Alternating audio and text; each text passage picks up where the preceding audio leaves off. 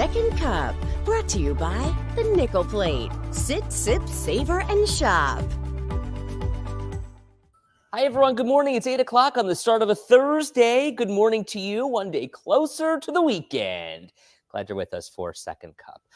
John, if you're listening to me, he just flew in here like a crazy man. And then said something and then ran away. And I'm like, huh? It took me a second to process what he was saying. There's a man here to pick up a package from me.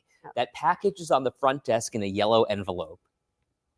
What is that? Someone's alarm. You know what? It's my alarm. Oh. I'm going to leave and turn my alarm off, and you continue. Okay, so we'll introduce our special guest in just a moment. The alarm. I wasn't sure if it was hers or if it was Autumn's because she's here too, and I was like, I've never heard that before.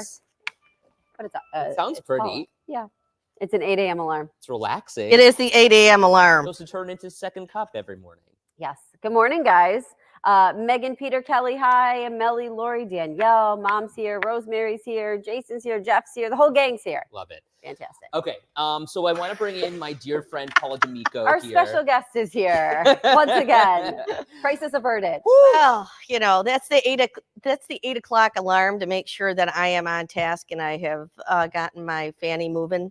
Does it work? Yeah, really. Yeah, because we need to set about 6 for Ed. If that's just case. Like when the alarm goes off in your little health thing that says, it's time to go to bed.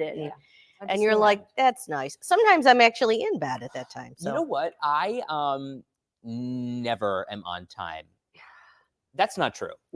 I'm on time when I need to be on time. I am here before 5 o'clock, before the show goes on the air, and I am rushing into the studio. But I play beat the clock every single day. And I'll tell you, I don't like being on time certain places. He'll never be on time if you invite him over for something. Correct. Because especially if it's a group or a party, I don't want to be the first one there. And I would much rather make an entrance. Well, you're supposed to be a little late anyway. I agree. Menkowski, on the other hand, if you invite him somewhere at 5 o'clock, he'll be there at 4:59. Nope, don't even. You two could not be more opposite. Yeah.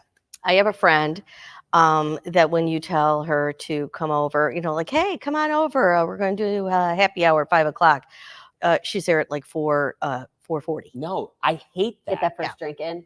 Yeah. No, she just comes early. It's just an early when thing. people are like, oh, if you're on time, you're late. If you're late, you're wasting my time. Jimmy Acton would always say that. Do you know what though? I don't like being on time because then you have to make this awkward small talk with people and it becomes really uncomfortable as you're waiting for everyone else to get here. And like, maybe you're not even there to see the person who's hosting the party. You're there to see a friend who's invited. Like even if you come over to my house and you're the only one invited? No, that's a different story. Still late.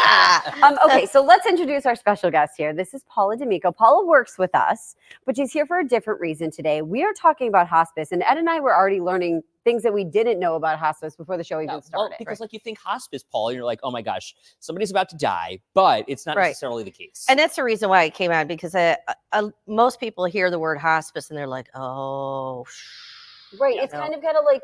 Exactly. It heart a little bit. It's a sadness tone. Right, exactly. So what I want you to know is that it's not just about helping you in that part of your life where you and your family are dealing with a family member that is going through a transition. When I say that, you know what I mean. And I'm not trying to be a Debbie Downer this morning.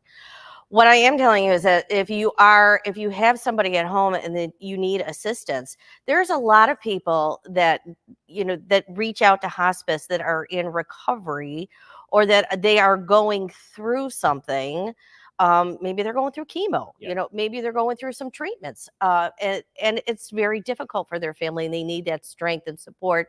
Hospice can be there for you. Okay, so we're seeing billboards all around the city of Buffalo and beyond. And Paula, your pretty face is on these billboards. Oh my God, you're so cute. But tell us, like... It is nice to be driving by and see a familiar face. No doubt. Yes. Jeff Baker says hospice workers are very special people. Mm-hmm. Nancy says, my husband just graduated from hospice on Labor Day. Love that. But Paula, you have a special connection with this organization. I do. Hopefully I don't tear up or anything. I was trying to get myself together as I was taking a shower today. I lost my husband in January of 2023. And, it was a very difficult journey. My husband passed away from pancreatic cancer, hence the little purple ribbon that I have on my jacket all the time. He was diagnosed in the beginning of November, And by January, by right after New Year's, there was no more treatment available. So we decided to go to hospice. And you called them, or like?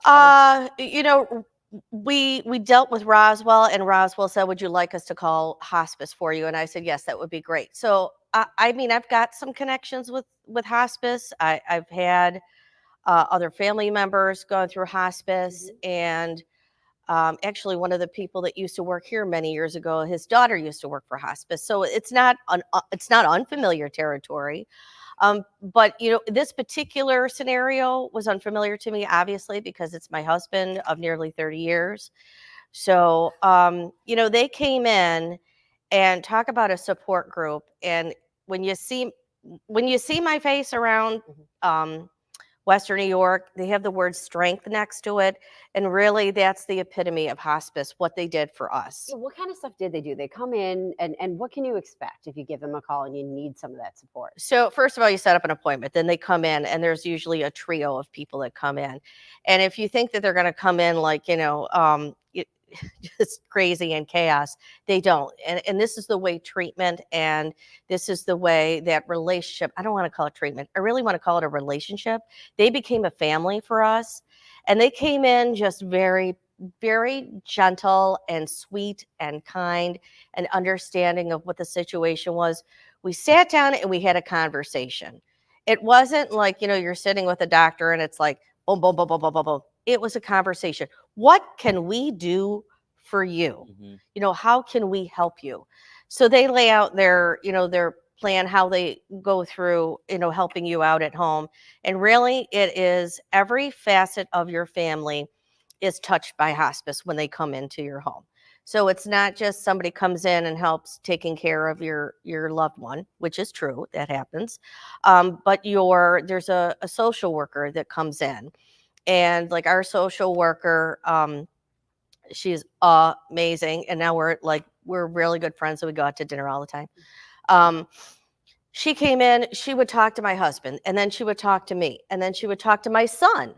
We would have time to talk, and sometimes we talk together, sometimes we talk separately. And the nurses that came in were like, they were just, so they were like ninjas, They would come in, you didn't even know almost that they were there, because if you give them permission to come in, they just come in and they just kind of float in and just help you with whatever it is that you need. The doctor that would come in, there's doctors that come in, if you need any other assistance there. And here's the big part too. Like for me, I was in slightly uncharted territory, right? Everyone is in that situation. And you find yourself falling apart when the day is quiet and you're by yourself, and then you don't know where to turn to or who to call, right? Because you honestly don't want to burden your family and friends because you feel like you've called them enough, right? They are there for you. I have called them at all hours of the day and night, and they've been there for me. Paula, what do you want people to know, and how can people reach out to hospice so that they can perhaps get that same care? And we're going through the comments here, and everyone has had a different positive experience with hospice, which is so powerful to hear. When you think about all the people they touched, just look at this small group that's here right now. We're all talking, Hospicebuffalo.com, I think, is the website. So hopefully I looked that up before I came here, because I'm so used to looking it up. Thank you very much. Go and check them out and see what they're up to and what they're doing, and their new campaign that they have out, which is really to bring awareness to everyone about what they do and the support that they give. And if you are interested in volunteering, they're always looking for volunteers. Yeah, just clicking on their volunteer link. They have you can do all sorts of volunteering on all sorts of different levels. It's just awareness too. It's not all about death and dying. When you hear the word hospice, you should think about support. And when you probably talk to people that will tell you, oh, hospice, they're so amazing. They did great things for my family. I've talked to these ladies and gentlemen and sat down and broke bread with them and asked them questions, probably deeper questions than most people do because of the business that I'm in, right? but they have to go through special training. Yeah. And it's pretty intense. So that when they come in and they help you out, you feel at ease. I just think it's wonderful to know they're not only available for certain circumstances, they're also there. I love how you mentioned someone going through chemo, because you know what? You need a lot of support when you're going through that. And sometimes maybe you need somebody who's not a family or friend, Right. or someone's not around at that time. And to Linda's point, so many think hospice is just for end of life. Right. And as Paul has now told us, it's right. not. It So, is I mean, not. that's the inevitable thing that we don't understand when you think hospice care, because Mhm. we don't really experience something like this until the end of somebody's life. Right. But now we know. Yeah, and- Sherry says a hospice caregiver is a special kind of person. The end result affects them too. And so sometimes the end result too is not just death we're talking about recovery. We're talking about going through chemo. We're talking about coming out on the other side and having that support while you do it. And it's support after too. So as, once Lou passed away, they continue to be there for me. Love that. So, and it's been, we're coming up on, 2 years, almost 2 years now since he was diagnosed, and then almost 2 years since he passed away. For the first 13 months of your it's like aftercare, I guess. I don't know if there's a better terminology. I'm not trying to be too Debbie Downer-ish, but 13 months after your loved one may have passed away, they offer counseling. So it's part of the package. And the people that you counsel with keep tabs on you. You can't make it. You made an appointment. Are you okay? Right. Everything fine. If you need to talk to somebody, let me know. Reach out to me. And that's really how they are across the board with anything, because no matter what you're going through, whether you are helping a loved one recuperate, recover, or going through the fight of their life, they're there for you. You have somebody. We all have our best friends. My best friend, now I'm going to get a little teary-eyed. My best friend is amazing. And her husband, her name's Melissa, because I'm going to want to give her a shout out. Her husband, Tom, same name as my son, was my husband's best friend. And they're amazing, amazing people. But you don't want to burden them, right? By calling them all the time. So this is where hospice comes in and helps to give you strength and guidance too, because this is for anyone who has lost a loved one or is going through like this recovery with somebody. It is a whole new world for them. They may not know how to maneuver and manage life, and they're there to help you. Your story obviously evokes emotion. Lauren said she can't stop crying listening to this, but it's so important because we've all gone through it, like with our grandparents, and unfortunately some people earlier than they should have to. Right. And I also guarantee you, Melissa and Tom would never call you a burden. No, exactly. You know what I mean? Because those are what our friends are. They would be like, never in a million. I don't know them, but I know. Do you know what I mean? But you're right. It's that support from that group that is there and almost is able to take it a step further. Linda wondering, does hospice have people to go to a group and give a talk about what they do? Oh yeah, absolutely. Absolutely. So I was actually just exploring their website, so you can find more about that, hospicebuffalo.com. Jeff Baker, to your point, Katie, best friends never see you as a burden. And they'd say Caitlin that, but says, I totally get your point. Well, you lean on them. So You do. you lean on your best friend so much that you got to remember that, and as time has gone on, they have their own life too. You know what I mean? Like you can't. When in my position, I'm looking at it in a different way. Sometimes, like I say, we make things up in our head, right? I feel I don't want to monopolize their time. They have their own life. They have their own marriage and their children, and I have to learn how to stand tall. As tall as I can at 4'9". I was just gonna say, You're standing on a box, Paula. Yeah. Shut it, Ed, because you're not much taller. So You're standing on Ed's box. let me ask you this, because people are thanking you for being so vulnerable and sharing your story, and we appreciate you. We love you so much. How are you through all of this? I mean, almost 2 years later, you talk about having hospice still in that aftercare, but how are you doing? I actually go to counseling outside of hospice, which is extremely helpful. going to it less, just because I'm able to maneuver things. So I think, and I can't remember, I've been trying to rack my brain to remember who told me this. So it's when you're going through something like this, it is like you have a vessel inside your heart and your soul. And when things first happen, it's like that vessel, that vase is like overflowing and just like, just going everywhere, and you are crying and you are mourning and you don't know what to do with yourself. But as time goes on, it takes a lot longer for that vessel or that vase to fill up. But you do get to the point where it starts to overflow again, and you have to have a moment. Yeah, I have moments. I have moments, I'm not going to say all the time, but I have my moments. There have been people that have said, well, aren't you over it yet? Oh my gosh. Yeah. I don't think it was really meant to be like a mean thing.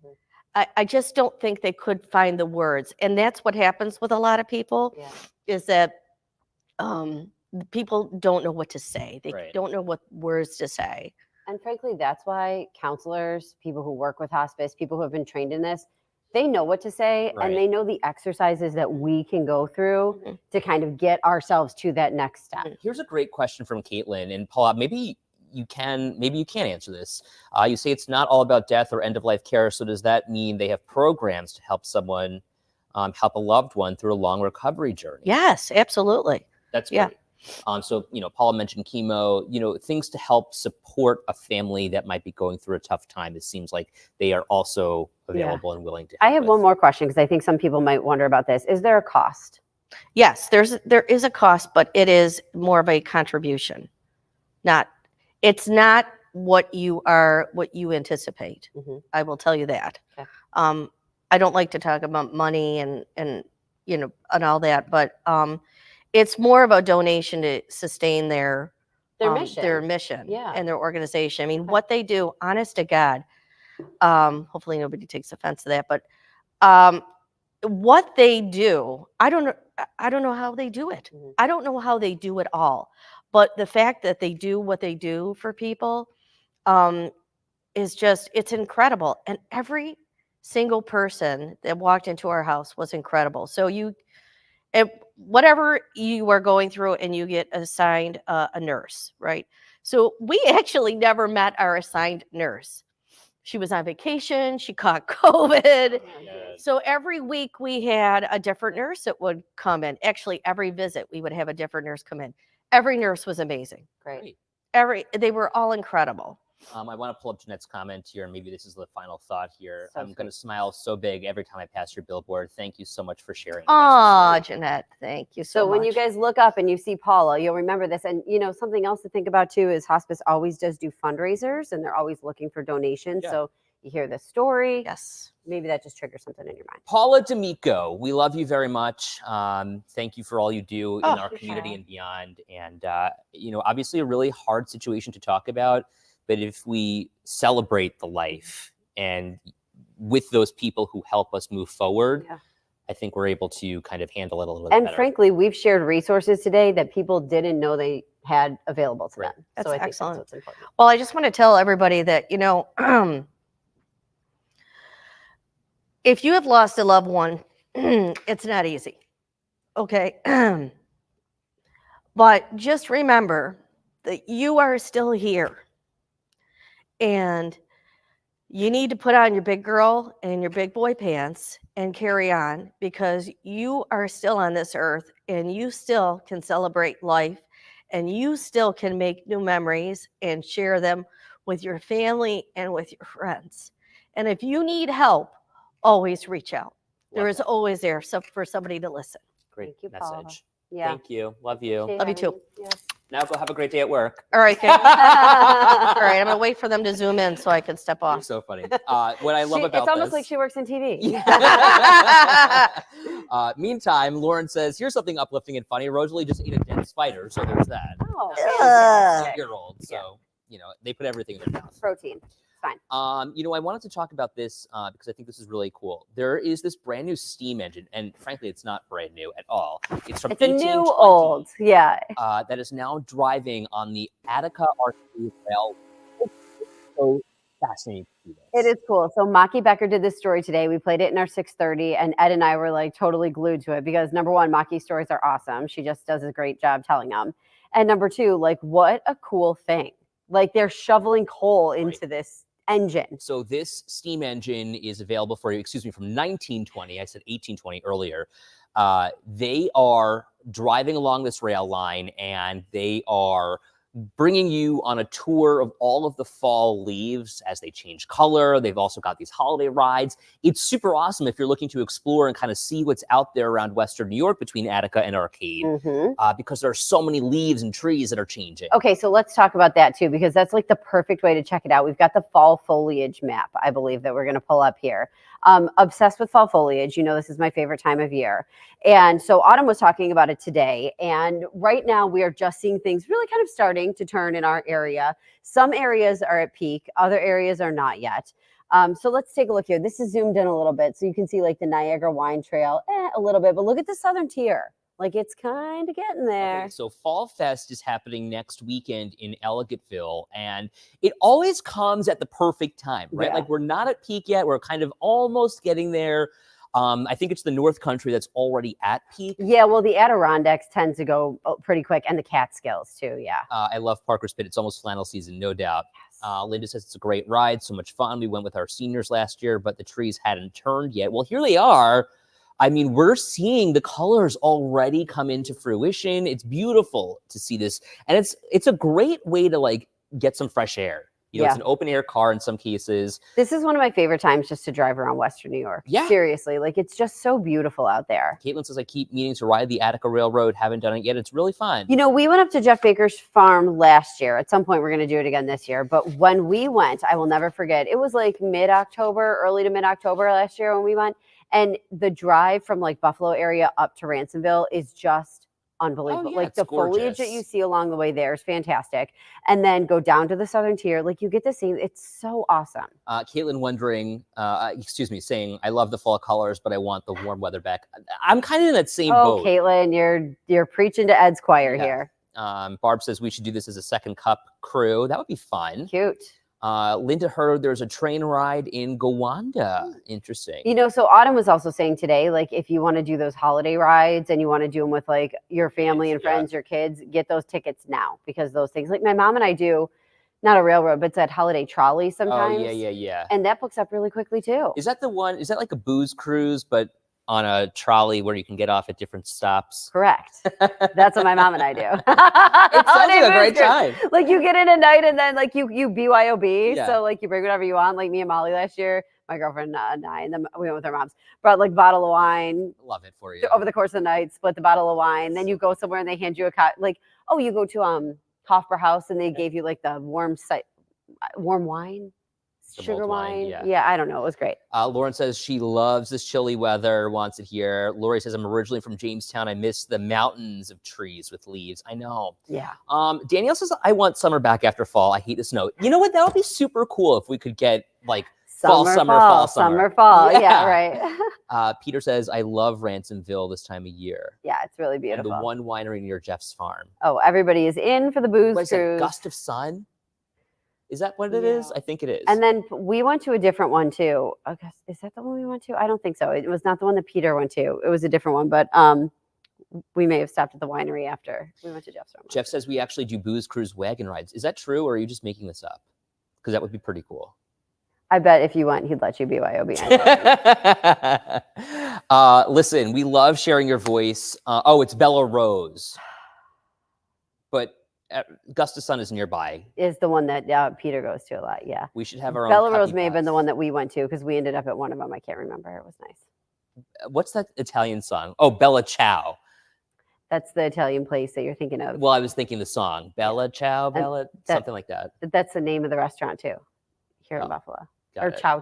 You know the place on Hurdle? Yeah. Bella Ciao. I think it's Chow Chow. Chow Chow. I don't know. We got to say ciao anyway. Yeah. Arrivederci. See you tomorrow. Sayonara. Bye, guys.